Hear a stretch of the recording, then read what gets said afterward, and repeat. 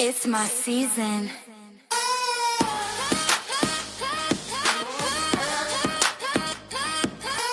Hey babe, welcome to the My Season Show. This is the show and brand that helps you create your best life with astrology. It's something you can actually live. Astrology is not just about knowing yourself anymore. It's about becoming the version of you who has it all. And I am going to help you do this. Here, astrology meets real life decisions, real timing, and the version of you who's done guessing, is done with the bullshit, and ready to move forwards with intention. Each season breaks down the current season, the big transits, and what they mean for your identity, your money, your life, your relationships, and the life you're actually creating. But we do it in a really fun way.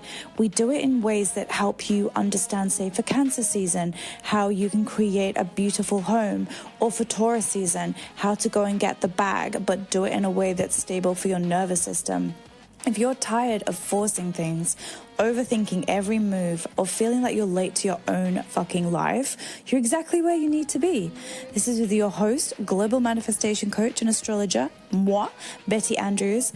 I am here to help you choose better timing and remember who the fuck you are. This is your season, babe. Let's go. Yeah, we are back, motherfuckers. So this is episode 2 of season 1 of my season. Welcome the fuck back. I couldn't find the record button, which is incredibly embarrassing, but it's fine. It's fine.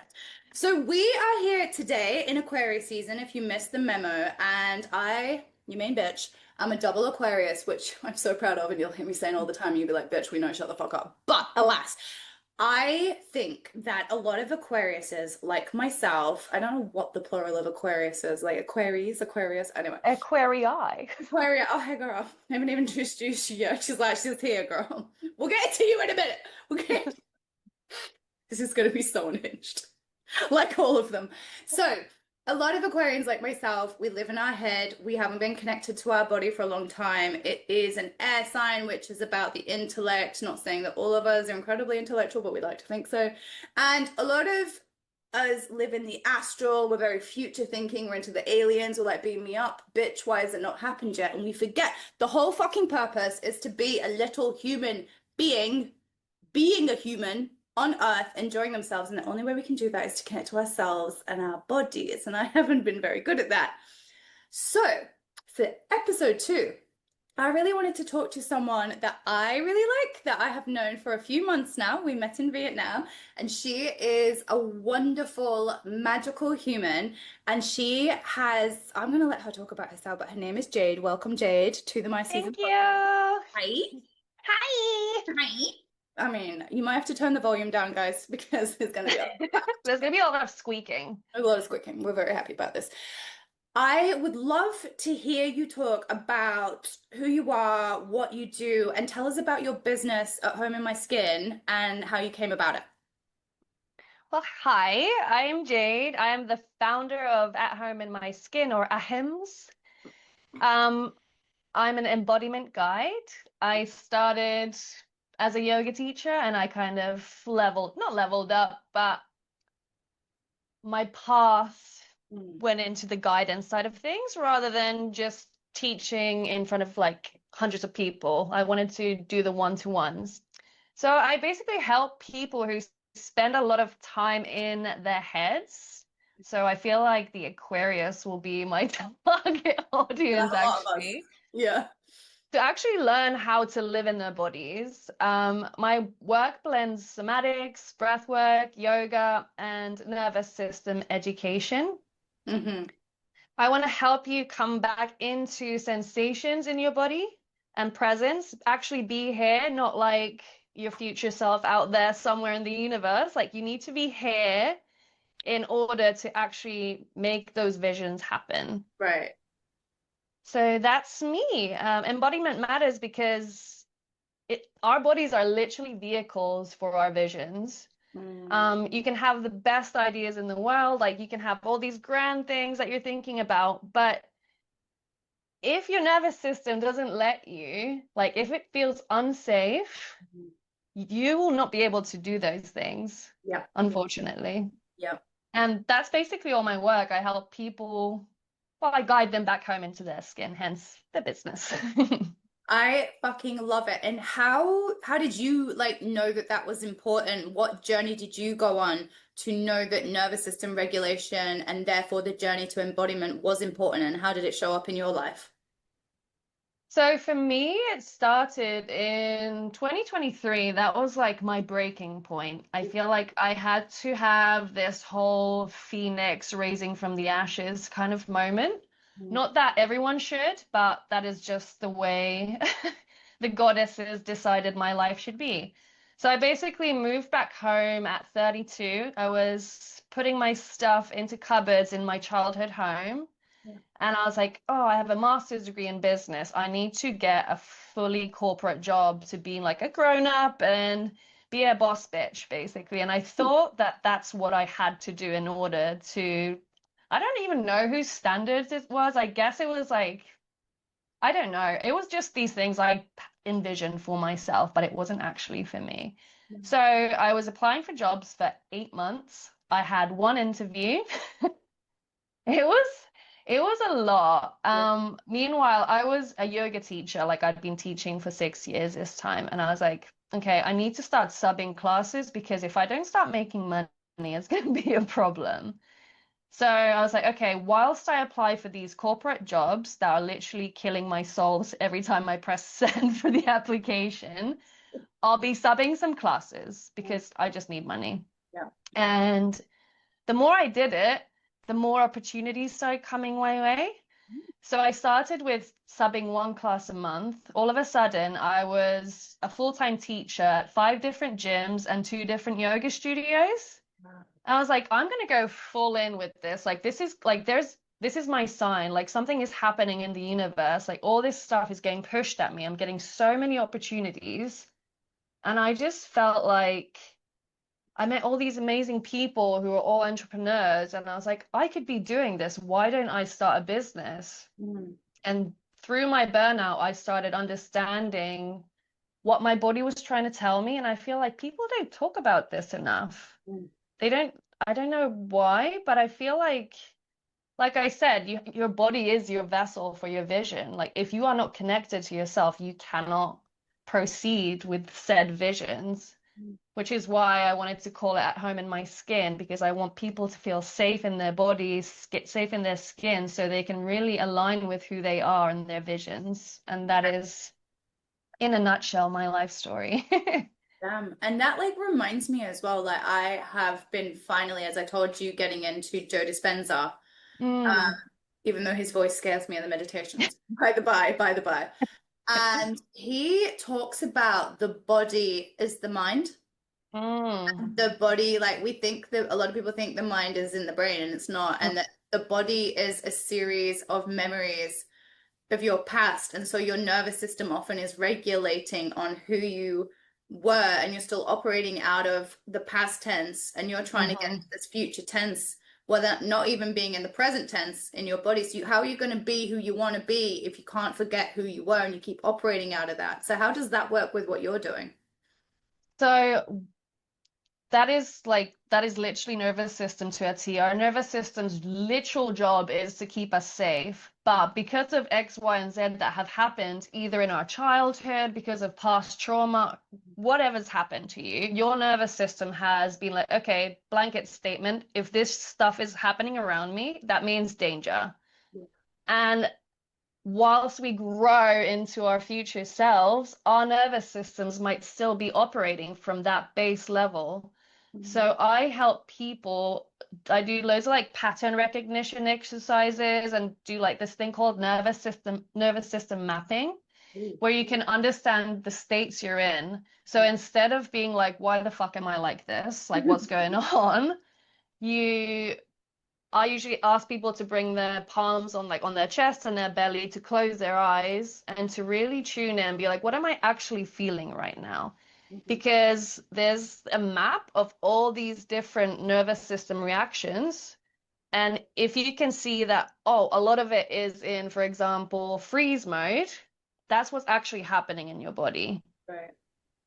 So understanding that will snap you right out of that spiral of what's wrong with me and actually like understand what is going on in your body. And that's the kind of work I do. Like Yeah. I had this moment 2 days ago where like last week I worked ridiculous hours. Like I was doing so much work and I completely burnt myself out, and my nervous system response was freeze. Mm.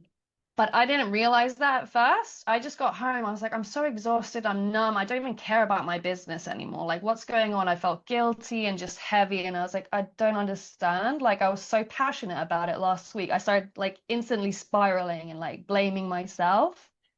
And I was like, no, I know better than this. Like, what's actually going on in my body? Mm. And then I started listing all these emotions. I was like, fuck, I'm in freeze mode. I've done this before because this is how I react to stress. So instantly my brain went to, I am actually motivated about my business. I love what I do.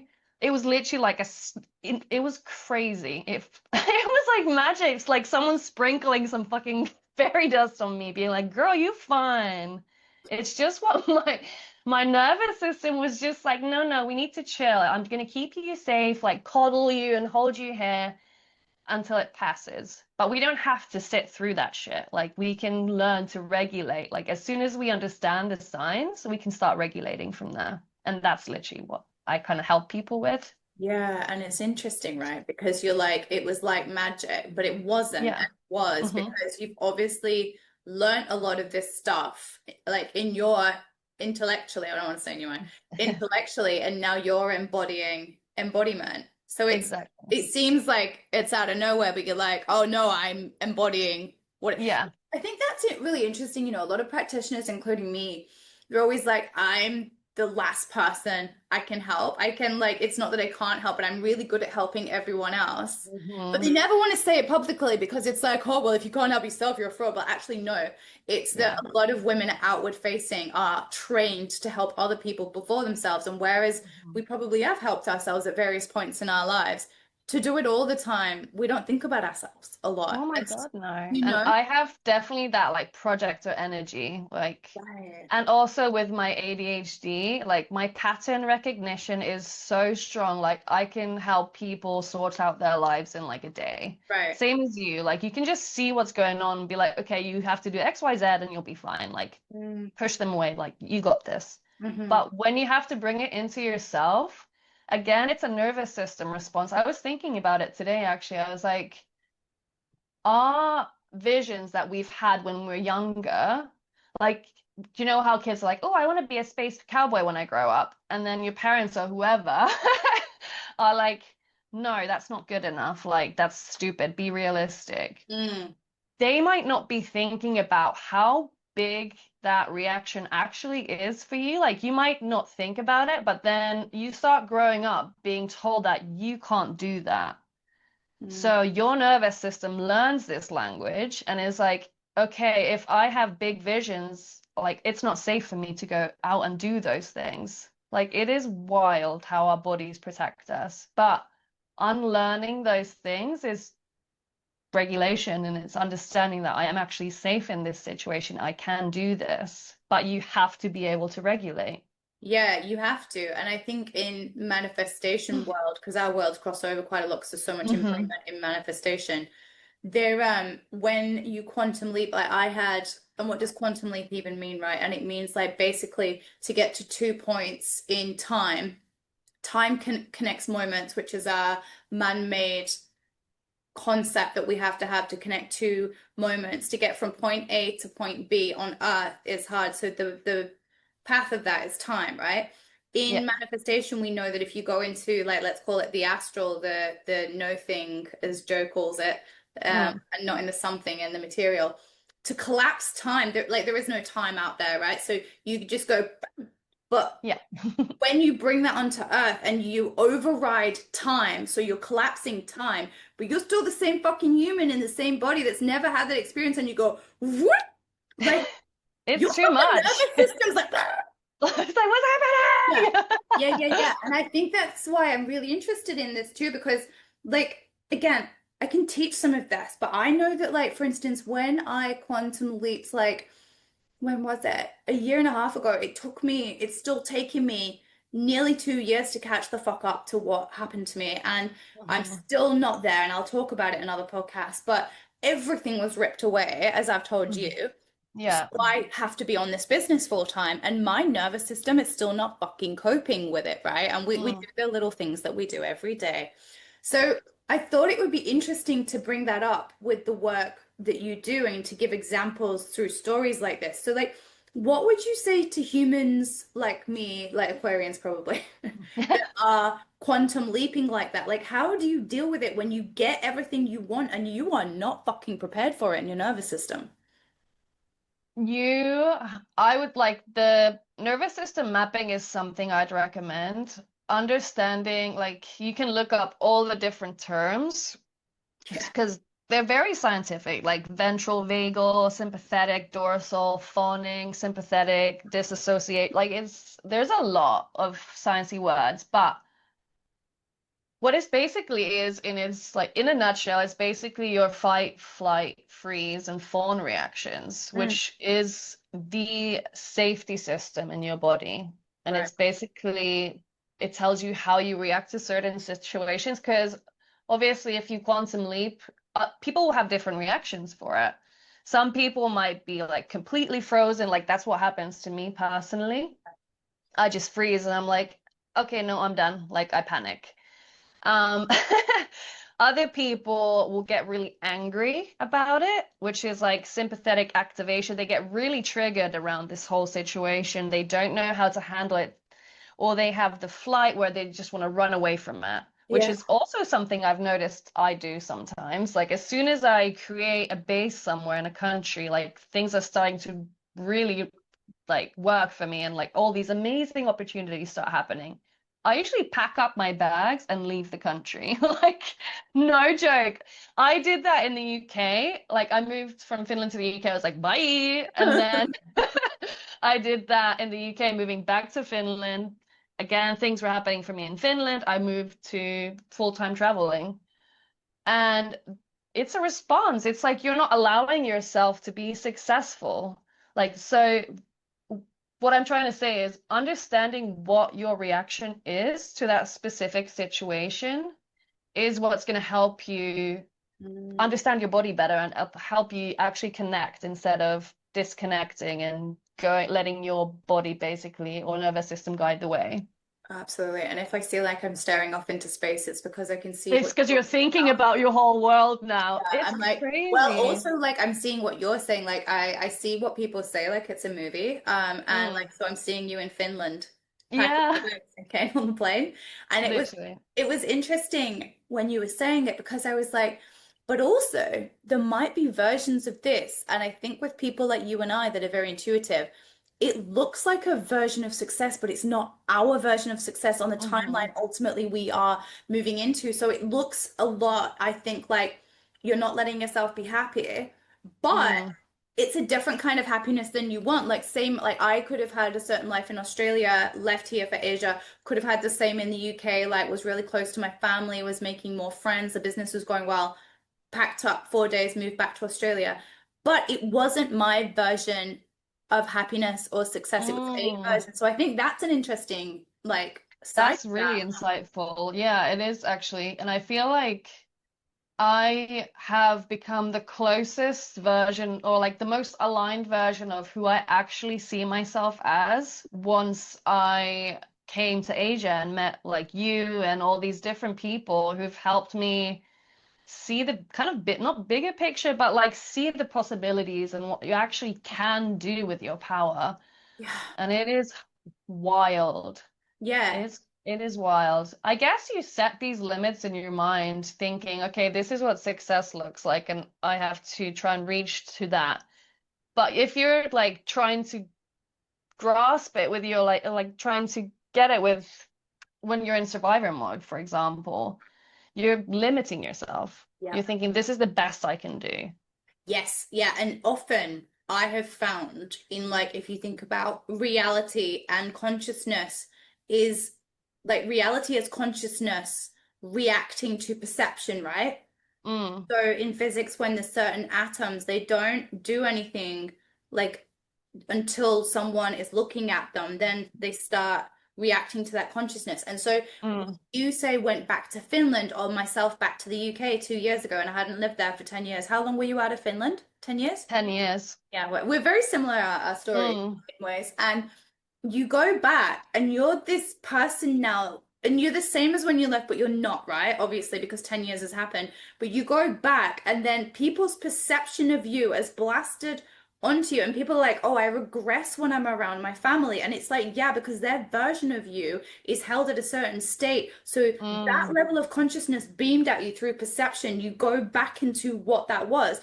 So if you and I go back after 10 years, mine was 20 years, maybe for me, London as well, being away from Manchester, everyone held me at this like lower version of yourself, like this weird version that is just not you anymore. Like I was just 20 when I moved to England. Like I was a baby. Very young. I was partying a lot and I did all this stuff. And when I came back, I was a yoga teacher. Like, and partying wasn't the main thing I want to do. And people got pissed off at me for not being the version of myself they wanted. Right. Right. And and it's like, I'm sorry, but I need to be my version. That's exactly it. And that's like, I think is the full fucking point of life, is to remember who the fuck you were before they told you who you were, who they want you to be.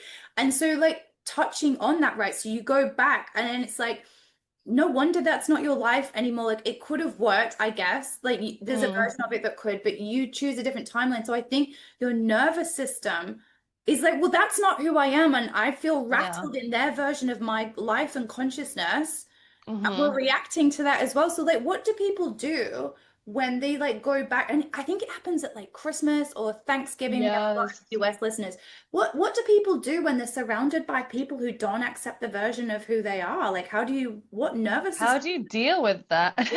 Yeah, like how? How do I deal with that? Well, a lot of us, I think, go into fawning, which is the people pleaser mode.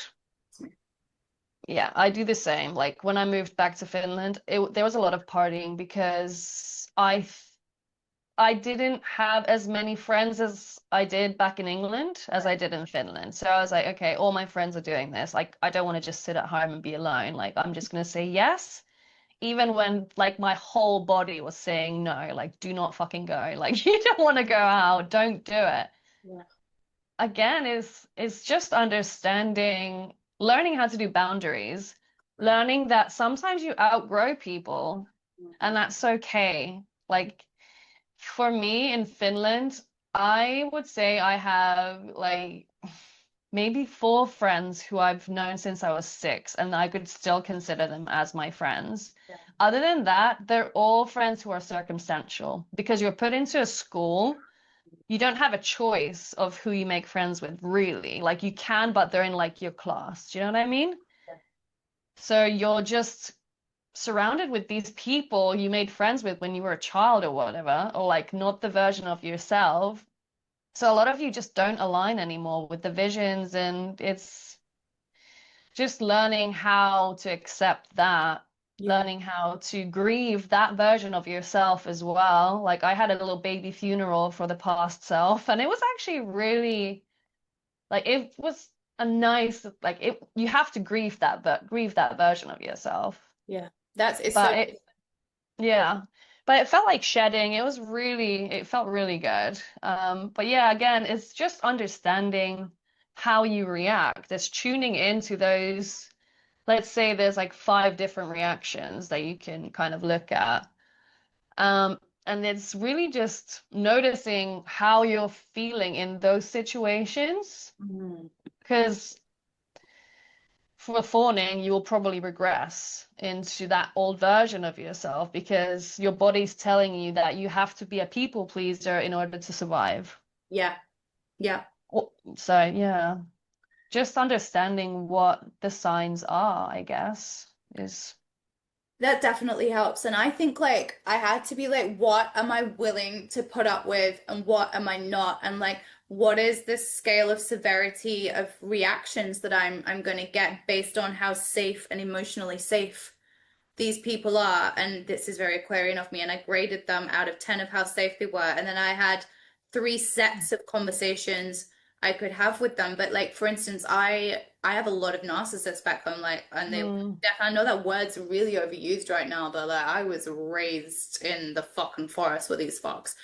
And you have to do that gray rocking thing where you become nothing, be nothing, like give them nothing emotionally because they thrive off that frequency, right? And they're like literally energy vampires sucking that back in. And I think do you know what really helps as well? Having conversations with the people that know and accept you now. So I had so many calls with my friends back in Australia that knew me, loved me, and supported me. And that was just everything. It really helped.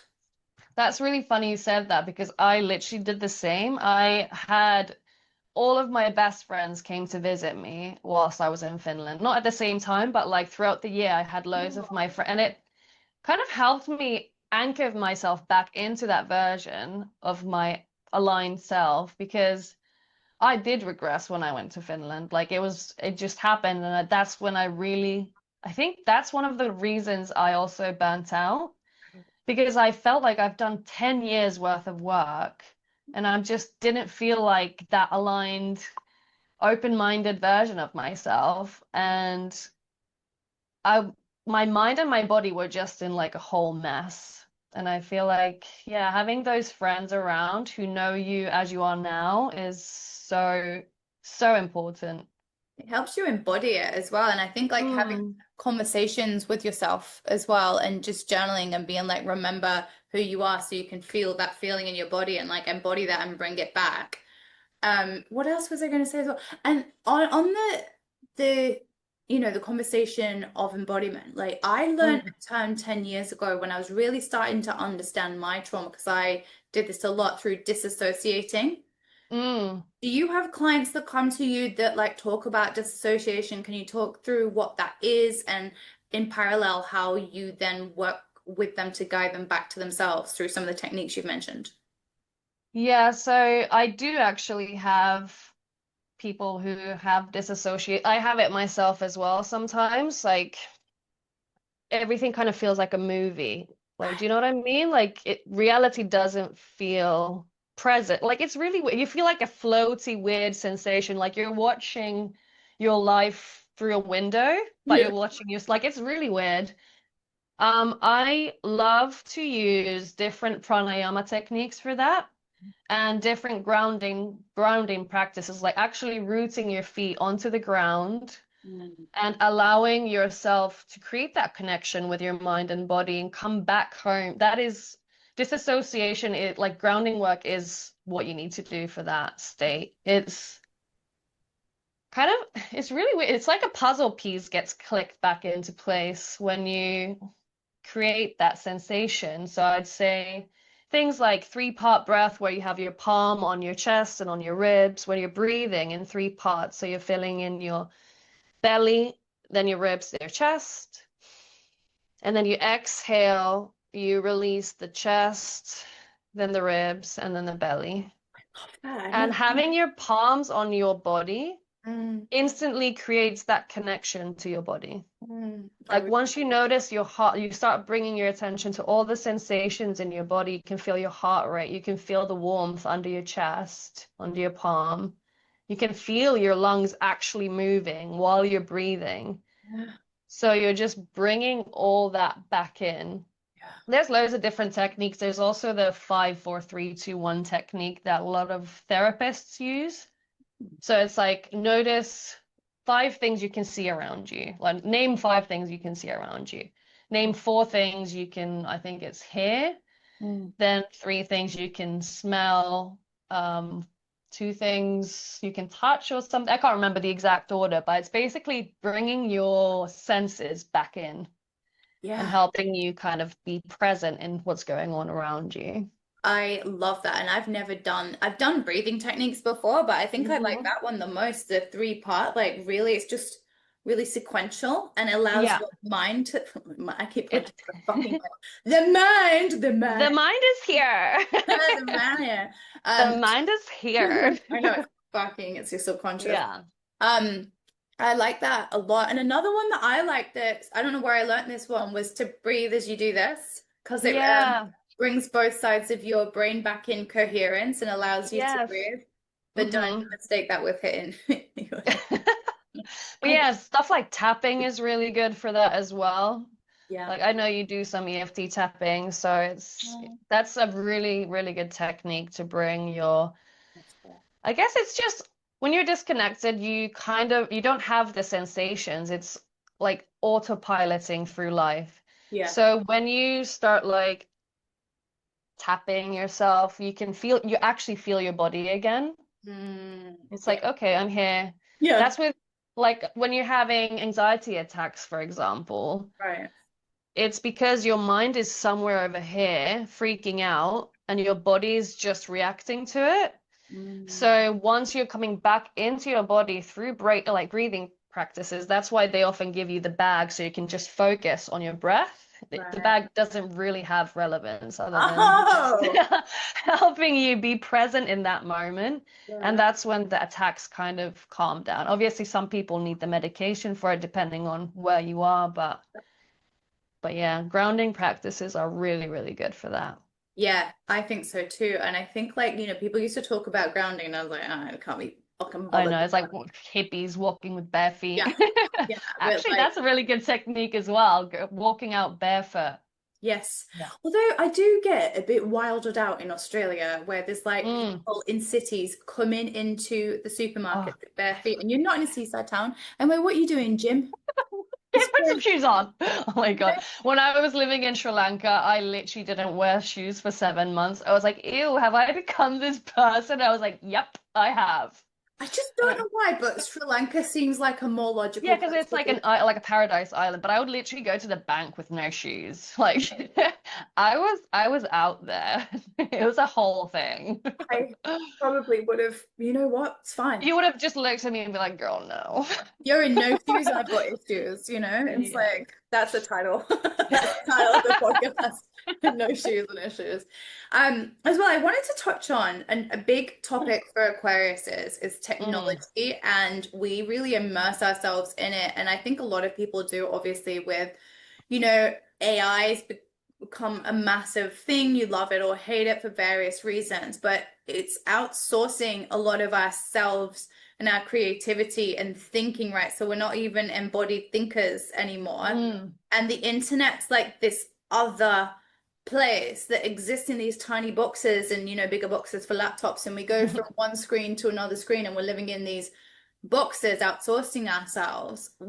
Do you think people have become more disconnected from themselves because of that? 100%. I just read this thing, I can't remember where, saying you wake up, you look at like a 5-inch screen or whatever. You go to Right. work, you look at a 13-inch screen. You come home to relax, you look at a 60-inch screen, and then you go to bed. Like Yeah, that is fucking terrifying. yeah, yeah, And I feel like it's a coping mechanism because what people are experiencing in like the world is the wild, wild west right now. It is fucked. Like there is so much shit going on. yeah. And some people, I don't know why, but they go into this doom scrolling situation where they have like during COVID, people were just like reading all the death toll shit and like it was constantly fed to us on like this crazy.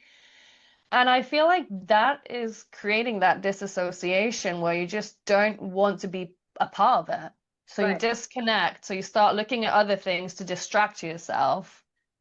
And it's wild. It's definitely a big problem, I think, with disassociation. It is, and it's really interesting. Like, if we're going to exist in these digital worlds like they foresee, through virtual reality, it'll be so interesting to see how work like yours Mm, changes and come and like has like even like obviously so much relevancy now, but even more a wider range of relevancy and wider attaining to more people because they literally won't be fucking living their lives in bodies anymore. They'll be in these augmented computers. spheres. Yes. And all this stuff with like Neuralink and everything going on. I wonder if there's going to be a reality where you can literally like this is very Black Mirror, Mm. where you can like connect your reality into a virtual reality and just live as an avatar somewhere in like a digital environment. I don't know what they're called, like a game. Yeah. Yeah. Virtual reality, Like the yeah. thing. Yeah, and I think that's exactly what I mean. And I think like that, and it's so interesting because we talk about creating your own reality, right? But you will Mm, literally be doing that, but at what cost to yeah. your actual reality? And like, and some for some people, I imagine it would be a huge benefit if they can't operate in this world how they want to, and that makes them sad, or like I'm sure there's so many advantages, but it does, as a lover of technology and future focused thinking, it does scare me a bit, like It how really scares we me. forget Like ourselves. how Wally is going to be our future one day, where people just turn into potatoes and can't even like lift their arm because they're just stuck on these sofas staring at screens, not even talking to each other. They're like talking to each other like through screens. Just, I I'll know a see bit. you at coffee later. That's the thing. But We're actually in the same city, and you were like, "How are we filming this?" And I was like, "Oh, on Zoom." And the reason for that is because I wanted this. Zoom keeps like doing I this. know, I'm like, you're I just know it's zooming in and out, and ahead. it keeps making me laugh. And then I'm laughing when you're saying something serious, and I'm like, but not at you, obviously. I'm more like, the fuck is it zooming me in and out. Anyways, it must be a setting. I love it. Yeah. Um, Where I'm like, can I put a little cat face on or I know. something? Oh, yeah, obviously you can. Like it's um and I think like the reason for that is like I want to do these in person, but for this first season of my season, I'm going to be interviewing people around the world, and it needs the same precedent set up. So even Of now when course. we're in the same city, we're fucking a 20-minute walk from each other, but this is just easier. I can record it. I don't have to think about a camera, and that's the way it's all going to go. It's easier. I'll just It's, log in and yeah. meet all my friends around the world. It's easier to be disembodied, and that's scary. It is scary. Yeah. But although we might be doing this through our screens, we don't have to then do everything else through our screens. Like we can do this hour and a half, whatever, and then we can go outside and touch some grass. Like Mm, we don't have to like make our worlds that small where we're just looking at screens. yeah. I feel like people really have, I don't know. I guess it's a bit of what's the word? My English isn't working. Oh my God, what's the word? My finish isn't working. My privilege. I Mm, guess it's a privilege to be able to feel safe enough and go outside and go do things with your friends, and yeah. which is really sad. If I feel like everyone should have the privilege to go and move in their bodies and do X, Y, and Z to enjoy their lives, but unfortunately, some people just don't have that. I know, especially in a lot of countries right now where the authorities are just literally like, oh, you're a certain skin color, we're gonna fucking kidnap you and take you off the streets. Or we have a regime where half the population has to wear something or isn't allowed to do so. It's like it is fucked. So it is a huge privilege. And I imagine for a lot of those people online, digital worlds Mm, are an escape. And that's what I mean. For some people, there's a huge benefit. And I think like just changing topics a little, but still on the same thing. You were talking at the beginning about how you were applying for like these corporate jobs and roles, and that kind of brings my mind back round to like how fast paced the world is. And I wanted to touch on like when the matrix or the patriarchy, which are the one and the same for me, is setting the mm, agenda and timeline for your life. mm. How would you describe or talk about embodiment becoming like the body as then becomes the home for you versus everyone else that's trying to set the standard for what your home and surroundings look like? It's a really interesting question. I feel like I personally have always kind of been the black sheep of the family. Like, I didn't grow up thinking, oh, my wedding is going to be the best day of my life. Like, I didn't grow up thinking, I need to buy a house, get married, have 2.5 children, and have a golden retriever with the white picket fence. Like, that was not my reality ever. Right. Um, However, coming back home thinking I need to get a corporate job in order to actually make money was something that was engraved in me through my parents. Mm, Um, It's really hard. Like it's really hard to be able to look at what the social norms are, what the standards are put on us because of they make more money out of it, first of all. But without us knowing that, obviously, it's really difficult to be honest. Yeah. And all you can really do is start thinking about what makes you happy, what fills your cup. Is this thing that I'm doing right now gonna create happiness and create the future for myself that I actually want to do? Right. And once you start asking yourself certain questions like, is this the life for me? Am I happy here? Does this fill my cup? Yeah. That's kind of when you start coming closer home to yourself. Yeah. So doing those like pattern recognition exercises and truly understanding how your body is working. Like so many of us have been in relationships where we're so miserable, but because of whatever's happened in our lives, we kind of not let that happen, but we kind of accept it in a way that we think we're not good enough. Mm. So this is the best we're gonna get. So we're gonna stay here and whatnot, or we're scared to leave or whatever. Yeah. Yeah. But yeah, once you start asking yourself those questions, it becomes a lot clearer on whether you should stay or go. What if you think though that like your patterns and subconscious programming is what is home because you're so used to that norm and you don't know any different? How do you know different? How do you know? Well, if your baseline is constantly feeling anxious and overwhelmed, I feel like eventually you're gonna snap. Yeah. That's what's gonna happen to you. Eventually you're just gonna burn out. Mm. And through that snap, you're either gonna try and sleep it off, which doesn't work. Like that sleeping isn't regulating your nervous system. It might like rest might help, but it has to be active resting. But it also has to be things that actually make you happy. Right. And that's a big part of regulation. So it's hard to say. I feel like some people just need guidance in that sense Yeah. because they're so used to these lives and they think that there is nothing better out there for them. Yeah.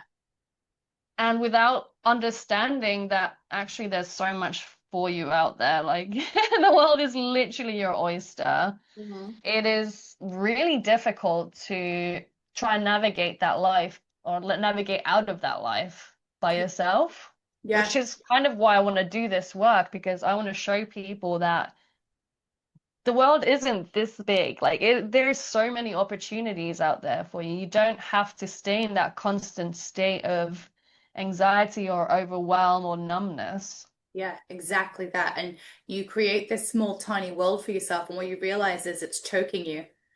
And Exactly. right, and that's as you said, it's like, how are you feeling every day? Literally start to quantify it. Again, label it out of 10, happiness being 10. Like this works with a lot of my clients, is like look Hmm. at every area of your life. You can even go on Canva or anything, and there's these things called like the life wheel. It's got like Mm. different areas of your life. Score I it. use that in my work. Yeah, exactly. Yeah. It's a really known coaching technique, and it allows you to see. But if you've never done it before, it's like I remember like I learned it through Tony Robbins and through going Mm. to his workshops and conferences, and I was like, this fucking shit is game changing. And it's so It is. simple once you're a coach and you guide because you get used to it. But Mm. it allows you to, again, through perception, understand what your reality actually is versus what you think it is. And then be Hmm. like, well, like you said, with the line of inquiry, why am I feeling like this? What is causing this? Like, when did this start? Like, that's the real key. When did It's it the start? snowball effect. When you start asking those questions, you're like, fuck.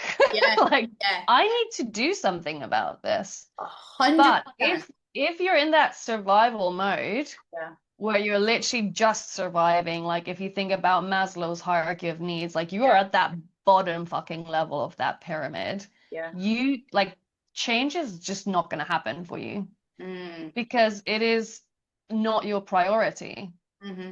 Although it is, but it's when you're only focused on like surviving, it's really, really difficult to make changes from there. So actually, once you start being more gentle with yourself and start tuning into your body and what your mind is saying to you, Mhm.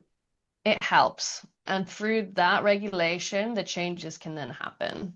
Exactly. And I think like I really adhere to that because when I was coming up and I was in such trauma from like, multiple things, big things that I didn't even know. I didn't even know I was traumatized. A lot of people don't. Mm-hmm. And then I went to this very holistic therapist after 20 years trying to find a therapist. And they were a lot of them were old white crusty men. And I was just like, oh, you do not absolutely fucking understand me at all. And then I ended up with a therapist at the time. I think I was 32 and she was 24. And she was one of the wisest fucking humans I've ever met.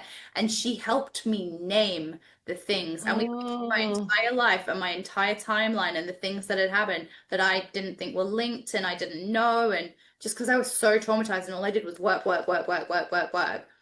And it was Mm-hmm. when we named it and she was like, can you see the patterns? And What's going on? Yeah. right, so like you said, that pattern recognition. And I would have told you that I was, for me, I was the person that people come to. I solve people's things. So for them, I had a very high EQ. But when it comes to Mm-hmm. me, the trauma blinded me. I couldn't see. So that's what you mean by survival. It's like you've got like goggles on. You can't, Blinders on, yeah. yeah, you can't see properly. It doesn't matter how smart you are, how, emotionally tuned you are. You can't be if trauma, which You're just focused on that thing, yeah, yeah. It trauma makes in your your brain. world a lot smaller, Yes, yeah, yeah. unfortunately. I know, and it's so interesting because like my version of trauma would be like, I'm going to create a multi-billion dollar company and it's going to be huge. And I still have been operating in versions of that still now because I think there's obviously more work to be done on this trauma that I thought Mm. I was healed from.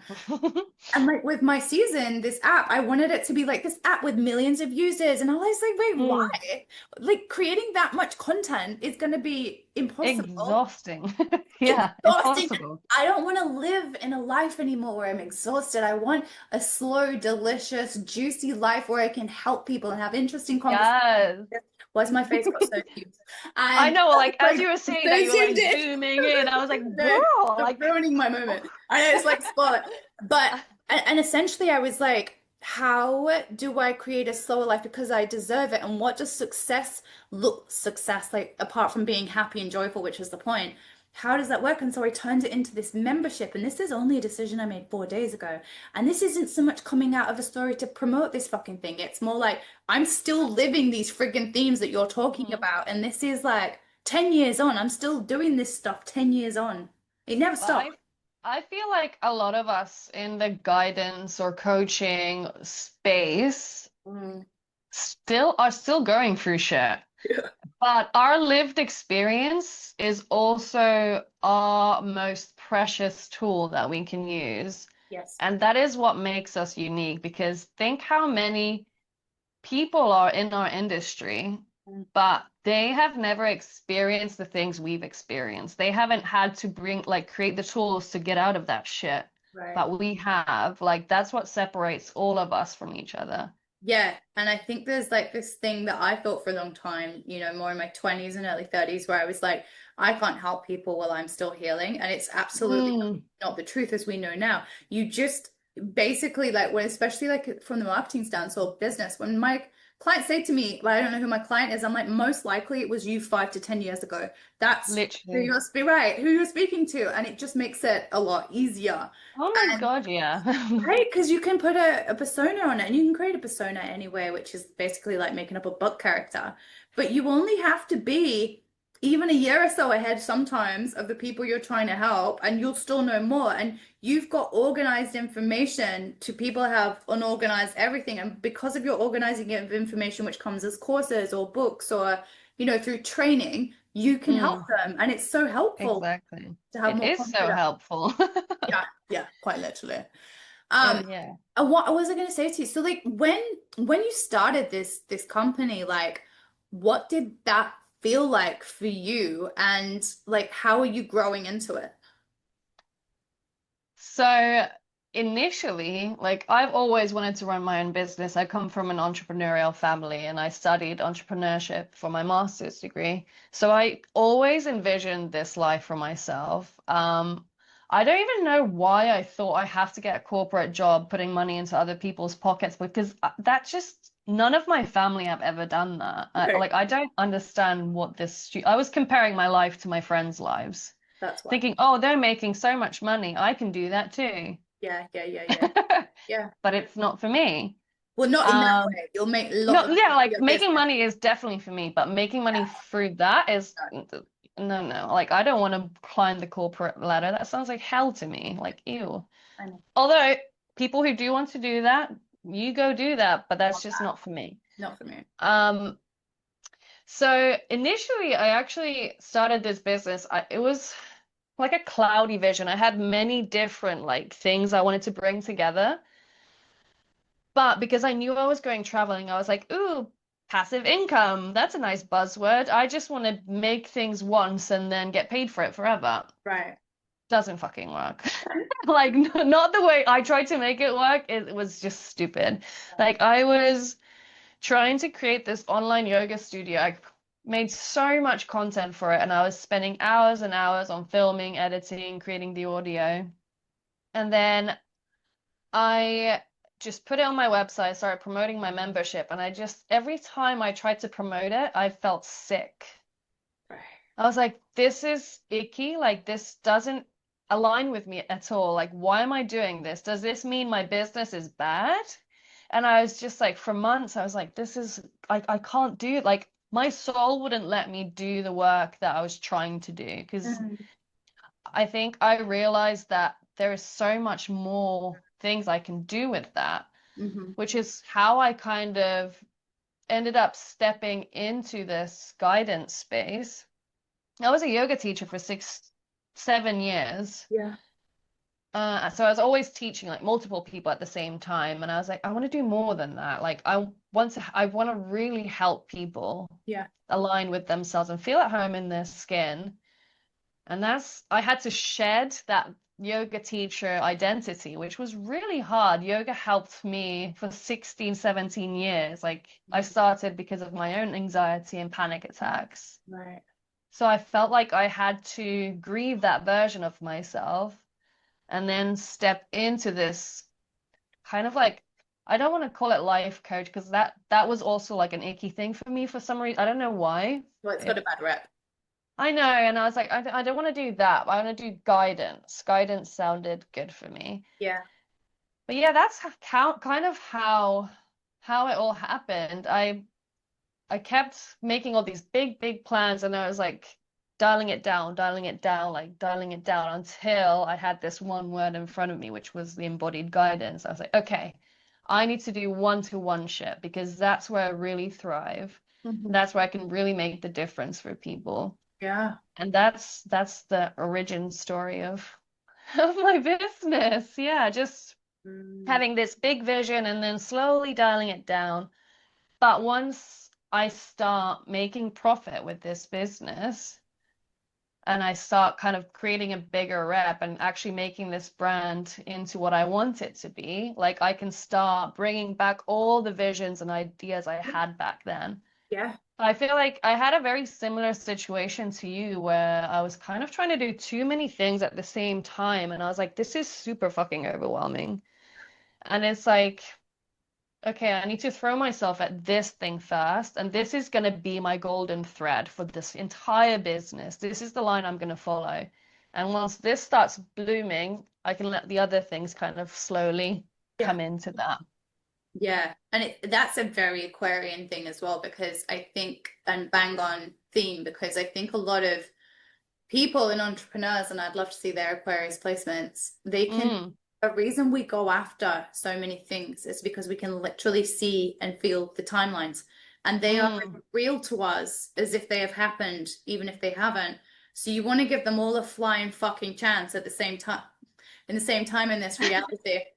And because you can see how it eventuates and you know each of them is successful, but in this here on in timeline where we are a human with a certain level of capacity and energetic type, even as a manifester, I can't make multiple things happen at the same time. So I really liked Mm. what you were saying, and almost like dialing it down as a person with vision isn't giving up. It's just saying, for these other things to have life. I need to give Mm. life first. And now I Mhm. need to give this one thing life, which allows my nervous system and my capacity holding to do this. And as I do this Yes. successful, I can expand and have capacity for another thing. But you can't go from You this to can't, this. no. 'Cause that's Exactly. There's this thing in the nervous system world called the window of tolerance. So right. you can imagine it like a sandwich or a I think it's a sandwich.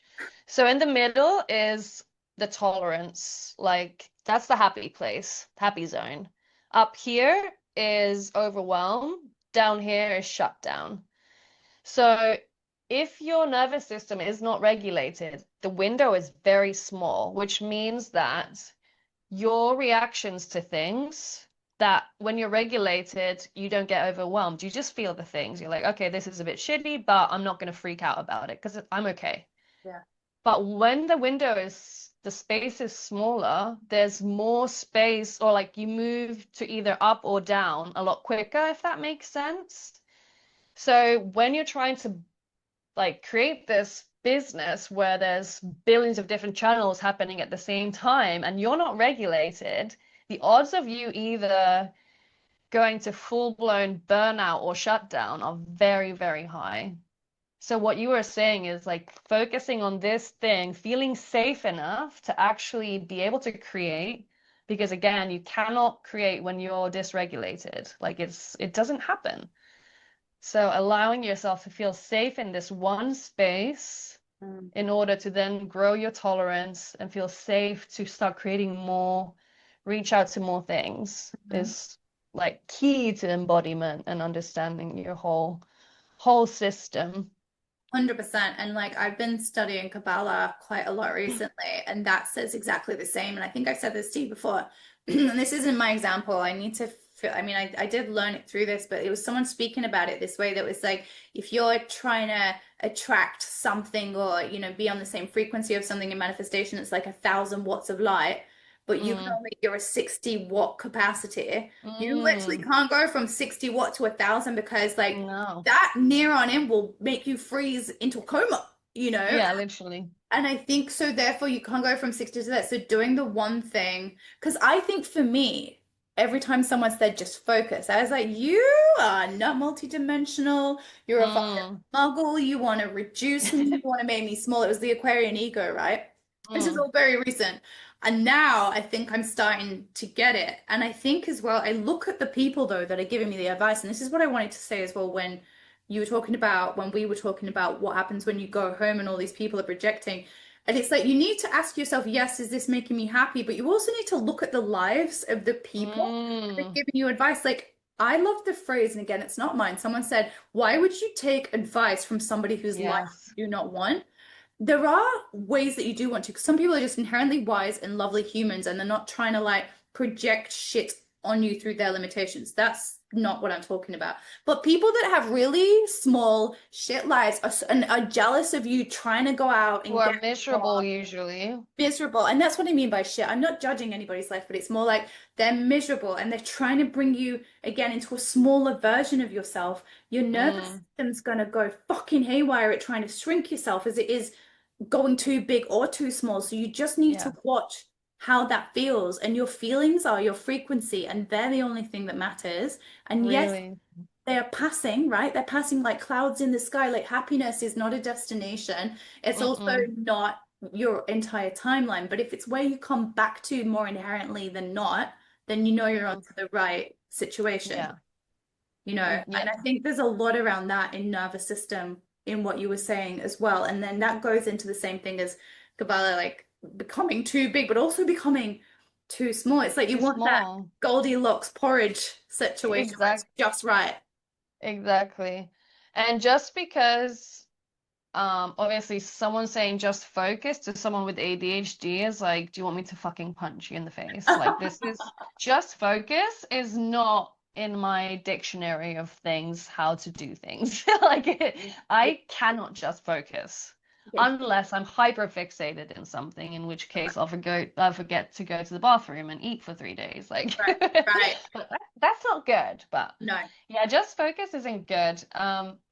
Being able to focus on the task at hand when it comes to building a business, is important, like you're saying, because how, like, you don't have to, like, if you have this whole vision of yourself doing this, Mhm.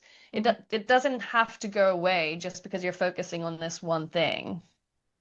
Right. Like, you never have to do that. You can become a whole, like, what's it called? Whole brand for yourself with all these like a lifestyle brand. Like, you can do all these things, Yeah. but trying to pour into all the cups at the same time, you're gonna run out of tea very quickly.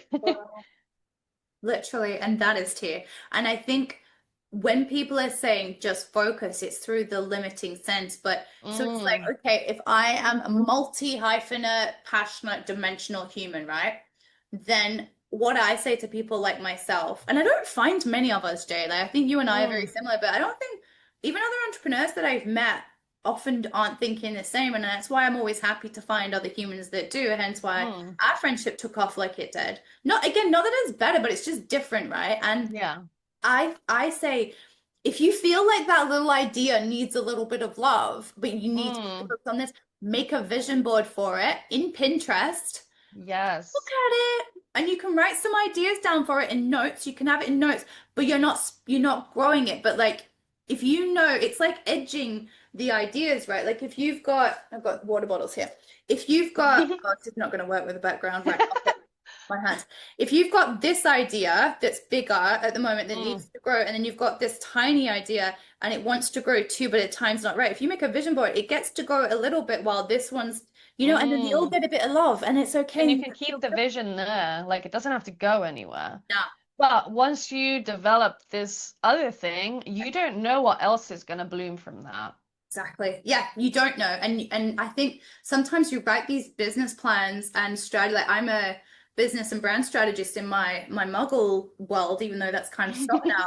And we would create 20-year plans on that. And I used to say to Mm, clients, don't get fixated on this because it's living and breathing as your business do, because new yeah. evidence, new data presents itself. And I think that's the way we need that actually helped me and my nervous system with the business. It's like I thought the Cosmic Co was going to be one thing, and now it's another thing. And I never thought I'd have another app or my season or Hmm. and anything. And you just have to. I really wrestled with it the last 12 months. Like these two brands were competing, Yeah. and then they didn't have to, and it was making it all a bit more smaller and Mm. manageable. That because I'm at battle with the overwhelm of my vision. Not again I like feel like you and me are very similar, where we can see so clearly what our future self looks like. She's here in the room with us, yeah, like yeah, we can literally see her. yeah, And with how our minds work is we need to be there already, yes. but we don't think about the staircase we have to take. We're just trying to, yeah, literally. And then we get overwhelmed because we don't get the results she's getting right now. And it's like, you need to bring yourself down, not because you're not worth her, but because she did all the fucking work. Right, right. You like Exactly. you do the work. Launch the Do the work. yeah, And that's so funny we were talking about how you're a bit like bringing it back to how I ended up in the guidance space is I never expected to be here. Like one-to-ones were my side quest. right. And me running an online studio was like the big thing that I wanted to do.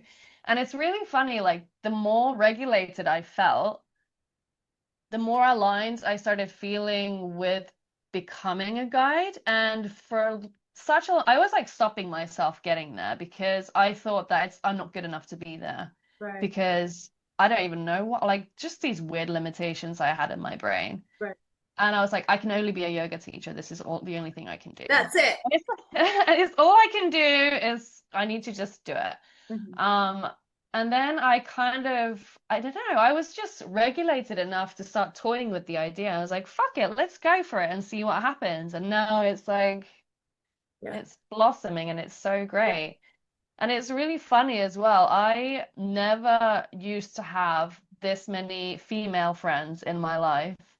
And I was thinking back to it and I was like, all of the people I'm meeting at the moment are women and they are literally on the same frequency as me. We all have these great dreams of doing all these things and become the best versions of ourselves, and like just so similar in the way of how we think and feel. And I realized that a part of me is healed because I used to be really bullied and like by female groups, and I was like, ew, I don't want to be friends with girls because they're cunts. Yeah, yeah, But part of that's healed just being here and yeah. feeling good enough in my skin to be able to reach out to these women. And I feel like it's a magnet thing as well. Like we're attracting each other into our lives. Yeah. I've spoken to about it to quite a few people, well, everyone in this circle at the moment. And they're like, yeah, I kind of feel the same. Like I've never had this many friends who are in the same frequency as me. And it's just wild that once you feel safe in your nervous system and your body, you meet people who are so much more aligned with you. It's wild.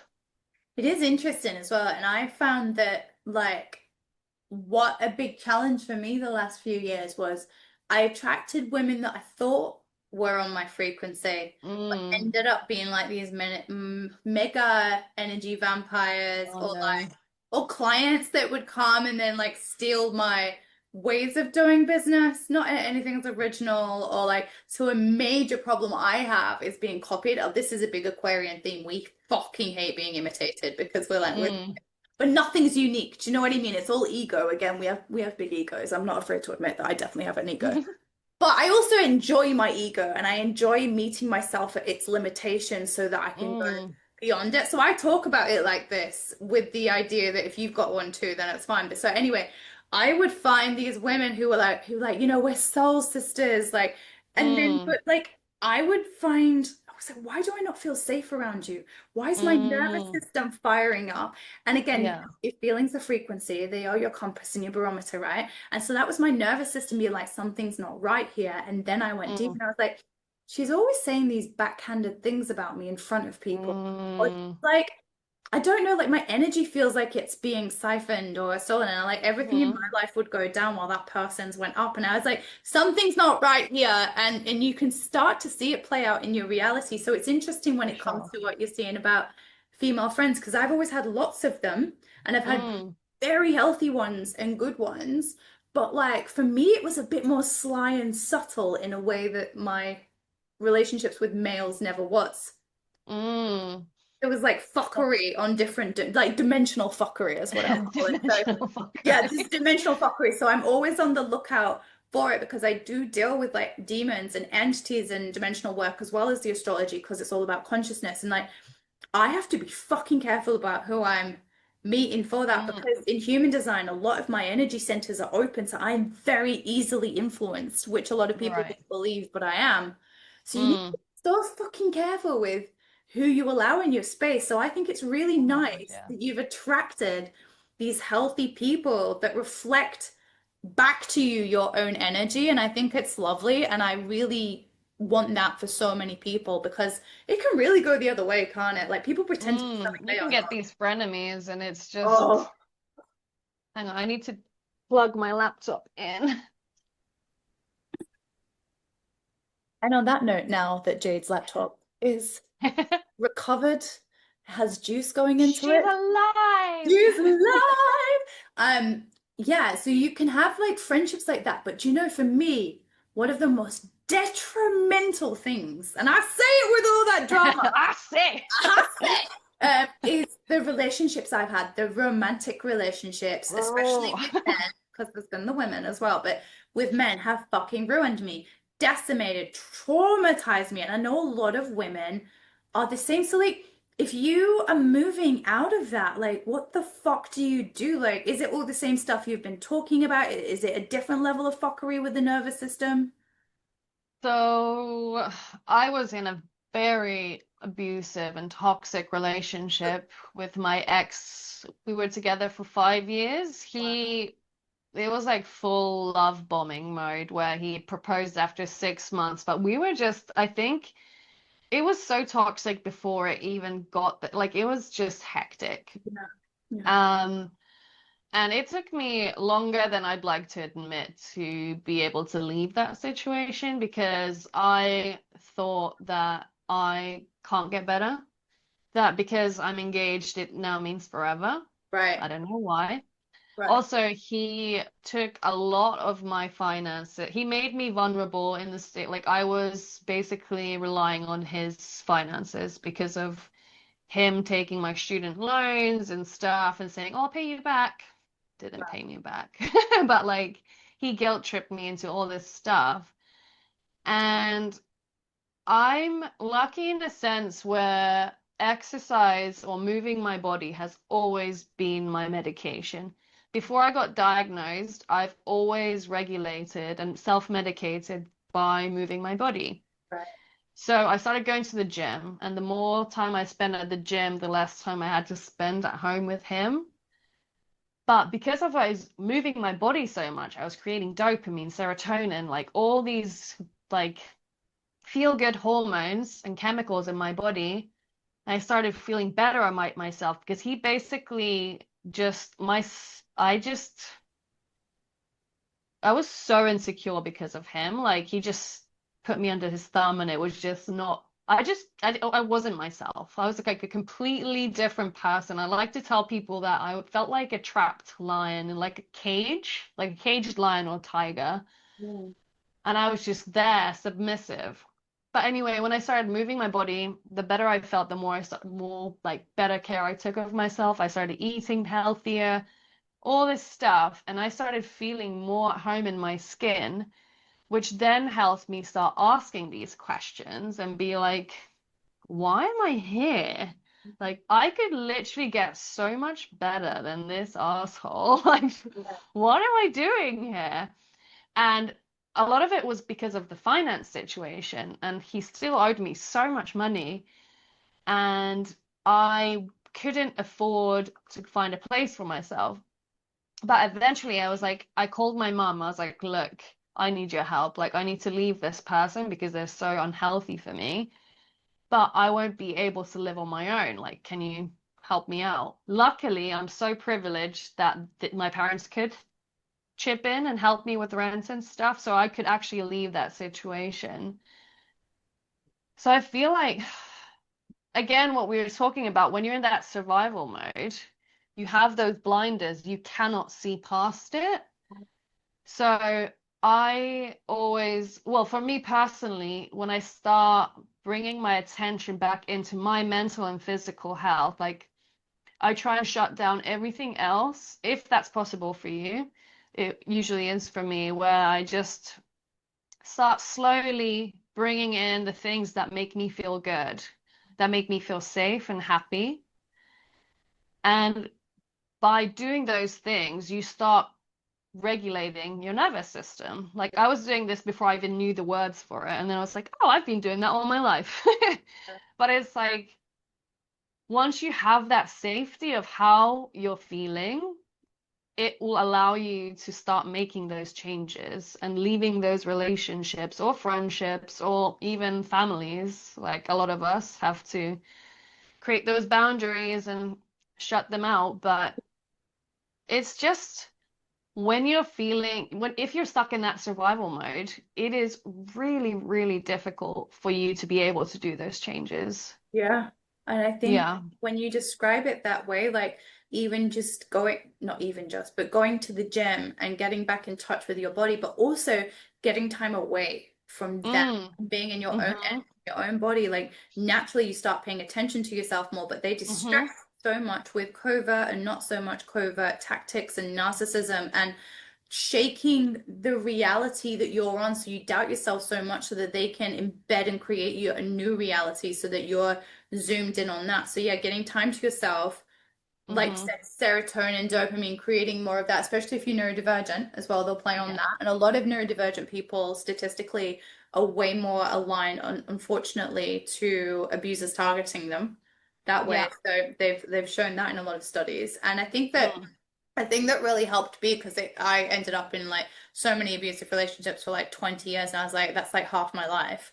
And Mm. the big one before I left for Australia, and no one knew that he was like this, or they did and they didn't pretend they didn't, Yeah. was I was on Reddit or some shit. And I was like, how do I leave? Like, I'm like, how do I leave? I didn't know how to leave. And it Yeah. took me 2 years. And then someone said, and I always say this to people, someone was like, you have to ask yourself, if I had 6 months left to live, would I want to spend it with him? Oh And my it was God. so simple because it's black and white thinking, right? Which they say it's Mm-hmm. bad, but in terms of this, it's good. And I was like, It helps. yeah, I was like, fuck no.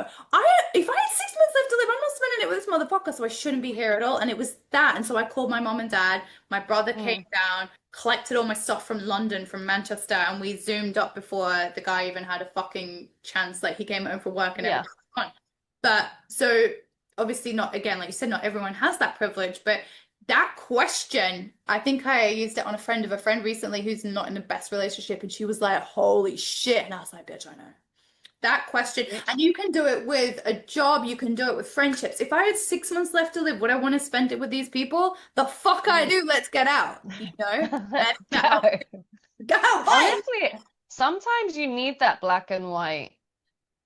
And I feel like I kind of have this North Star fear of waking up in a hospice or a hospital bed, however old, like too old to be able to do things anymore. Yeah.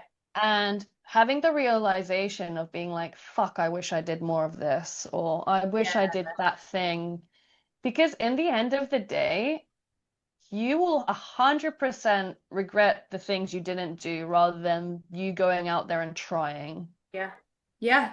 I know. And it sounds so simple, but it's so It's so true. true. And if you Yeah. apply that, I mean, you're a Sagittarius rising, so you naturally are very adventurous and a big thinker Mm, anyway. But if you're not naturally inclined to that, just be like, okay, if I, yeah, do the old person thing, I'm 95, I'm on my bed, would I regret staying or going? That's a hmm guidance. The other one was like, if I have 6 months left to live, do I want to be here? And that's it. And it creates these boundaries within yourself and your own fear that hmm overrides your paradigms and trauma to get you out. And it's simple and it's not simple. So yeah, I think thank fuck we're not in those relationships anymore. Oh my God, thank God. But I'm also really good at not thinking about them as like, oh, I wasted my time with this person. I did all this shit for nothing. Because I feel like that pattern can be so dangerous for us. Like constantly living in the past and being like, oh, and this, because it's like manifesting, right? But it's like negative manifesting. I don't know if there's like a better Yeah, word for it, but you kind of start seeing all the bad shit around you, and that's what you're focusing on. So the more you focus on, again, it's like a snowball effect. You can only see the bad that's happening in the world. yeah. Oh, yeah, 100%. Like the 3D world around you is based on your old thoughts. And if you, Exactly. like I did, had, 32 years of, obviously I'm not 32 now, but back when I was, 27 years ago, if you've had 32 years of trauma and negativity, and like no wonder your life keeps reflecting that. No wonder Mm, your relationships do, your friendships do, because you accept the love you think you deserve, but you also accept the reality that you've created because 100%. you're not doing it any differently. But for Mm, those that want to, for those that mm, want to change their nervous system, that want to embody a version of themselves that is happier, wealthier, more traveled, whatever people want to be, and they want to work with mm. you, you have a 12-week program. Yeah, embodied guidance program. Yes, tell me about it. Yes, so it is 12 weeks. The first 4 weeks is literally just regulation. Mm, That's all the 4 weeks are focused on is getting you back to baseline because you cannot operate when you're out of baseline. mm, Or you can, but you're like the ideas or things you pursue might be a little bit like risky. Like it doesn't come from a place of safety, if that makes sense. yeah, Like it, or you might not be able to actually go for any of your visions because you're just not regulated enough to think straight. right. So the first phase is just focusing on feeling regulated, feeling safe in your body because so many of us just don't feel safe Mhm. without even realizing. Yeah, When I used to think back, I was like, what does safety actually mean? It's like, well, if your nervous system is freaking out, you're not safe yeah, because it thinks you're in danger. And that's why it's creating these like fight, flight, freeze, or fawn reactions. That's literally it. So So the first 4 weeks is that. Mhm. Next 4 weeks are awareness, recognizing your patterns, and clarity. So understanding so when you're in a regulated space, you can look at this stuff and not feel overwhelmed by it. Like, or you can, but it will feel safer for you. So you can look at all these different patterns that you keep repeating. I like to do this timeline exercise where you literally write, like, this is when I was born, this is today. Then write like 3 to 6 different things that changed something in your life. Like for me, it'll be moving to England, going traveling, meeting my partner, like all these different things. They don't have to be positive or negative, just things that made a shift. Yeah. And then looking at the like behaviors around these different situations or before this shift happened, how were you feeling? What were you doing? And that like brings awareness to how your body reacts to certain stresses, for example.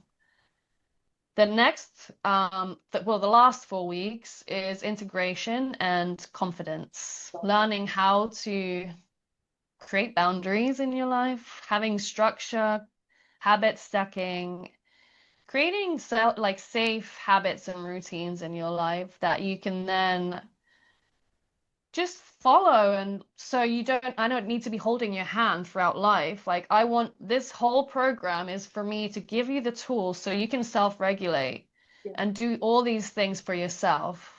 And that's the 12 weeks. Nice. And how do people sign up? Like, is there a waiting list? Like, Yeah, there's a website which I can give to you. It's athomeinmyskin.com. All the information is on there. You can also follow me on Instagram, Home in My Skin, and DM me, message me. I'd love to chat. yeah, I love it. And I can definitely speak to having run workshops with you and being on your workshops, how powerful you are and how powerful that work is. And I think, honestly, I think nervous system embodiment work is one of the most important things a human can do to change and save their lives. So if you're at a point where it all feels fucked up, nothing feels like it's working, you're sick of your own friggin' shit, then you need to go to Jade. So I'll put all of Holla at me. God, I'll put all the details in the link I'm putting down here where there is nothing yet. And if you are listening to this on audio, it'll also be in the bio. So yeah, thank you for hanging out with me, Jade, and telling your Thank story you for and all your having good me. I stuff. absolutely love this. I'm excited to see what happens with your app. I can't wait to test it out. Yay! Thanks, my love. I'll Thank speak to you you. soon. Bye.